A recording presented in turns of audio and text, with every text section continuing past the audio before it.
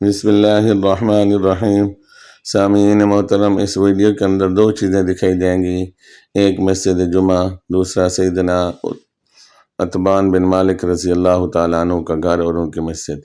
یہ مسجد جمعہ ہے جس کا یہ بیرونی منظر آپ دیکھ رہے ہیں، یہ بہت ہی خوبصورت اس کا بیرونی منظر ہے۔ یہ مین گیٹ ہے جہاں سے لوگ داخل ہو کر اس کے اندر جاتے ہیں۔ اسی طرح یہ مسجد کا بہت ہی خوبصورت گنبد ہے، اس کے نیچے 7 چھوٹا گیٹ ہے جہاں سے مسورات جا کر اس مسجد کی زیارت کرتے ہیں۔ یہ مسجد کا منبر و محراب ہے، یہاں مصلی بچھا ہوا ہے۔ یہاں اللہ پاک نے توفیق بخشی کہ ہم نے بھی 2 رکعتیں نماز پڑھی۔ اللہ پاک ہر سننے والے کو یہاں پہنچائے اور یہاں نماز پڑھنے کی توفیق دے دے۔ عزیز دوستو، اب آتے ہیں اس مسجد کے امام و خطیب سیدنا عتبان بن مالک کی طرف۔ یہ وہ مسجد ہے جہاں رسول پاک صلی اللہ تعالیٰ علیہ وسلم نے پہلا جمعہ پڑھایا، اور 13 سال تک مکے والوں سے تکلیفیں برداشت کی، لیکن اس جمعہ کے اندر آپ صلی اللہ تعالیٰ علیہ وسلم نے ایک کلمہ بھی ان کے خلاف نہیں کہا۔ یہ رسول پاک صلی اللہ تعالیٰ علیہ وسلم کا صبر تھا، استقامت تھی، جس سے ہمیں سبق ملتا ہے۔ عزیز دوستو، اب سیدنا عتبان بن مالک کی طرف آتے ہیں۔ یہ ہجرت کے فوراً بعد ایمان لے آئے تھے۔ اللہ کے رسول نے سیدنا فاروق اعظم کے ساتھ ان کو بھائی بنا دیا تھا۔ ایک دن یہ جا کر اللہ کے رسول سے حدیثیں سن کر فاروق اعظم کو بتاتے تھے، دوسرے دن فاروق اعظم حدیثیں سن کر ان کو بتاتے تھے۔ یہ 3 میل 2 میل کے فاصلے پر ہے مدینہ سے۔ ایک مرتبہ رسول پاک صلی اللہ تعالیٰ علیہ وسلم کے پاس گئے، کہنے لگے، اللہ کے رسول، میں معذور آدمی ہوں، مجھے کچھ نظر نہیں آتا۔ جب میں اپنے یہ قبیلہ بنو سالم سے تھے، اور قبیلہ بنو سالم کے سردار تھے، اور قبیلہ بنو سالم بنو خزرج سے تھا، ان کے سردار ہونے کے ناطے ان کو نماز پڑھاتے تھے۔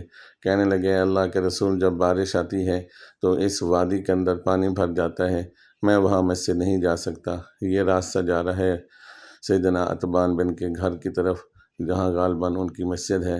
بخاری شریف کے اندر اس مقام کا 4 جگہ، اور ابو داود طیالسی کے اندر 3 مرتبہ، اور موطا امام مالک کے اندر 1 دفعہ، سنن نسائی کے اندر 1 جگہ اس جگہ کا تذکرہ آیا ہے کہ سیدنا عتبان بن مالک نے یہاں رسول پاک صلی اللہ تعالیٰ علیہ وسلم کو بلایا، آپ نے یہاں نماز پڑھی، اور نماز پڑھنے کے بعد سیدنا عتبان بن مالک نے اللہ کے رسول سے کہا، مجھے اجازت دیں میں یہاں نماز پڑھ لیا کروں، کیونکہ وادی کے اندر پانی بھر جاتا ہے، میں مسجد نہیں جا سکتا۔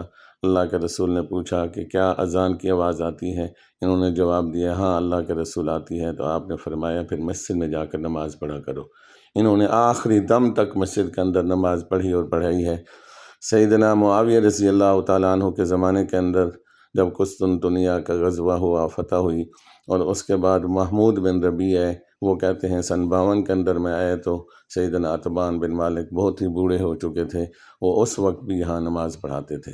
یہ ہے اللہ کے رسول کے حکم کی تابعداری، یہ مسجد کا بیرونی منظر ہے۔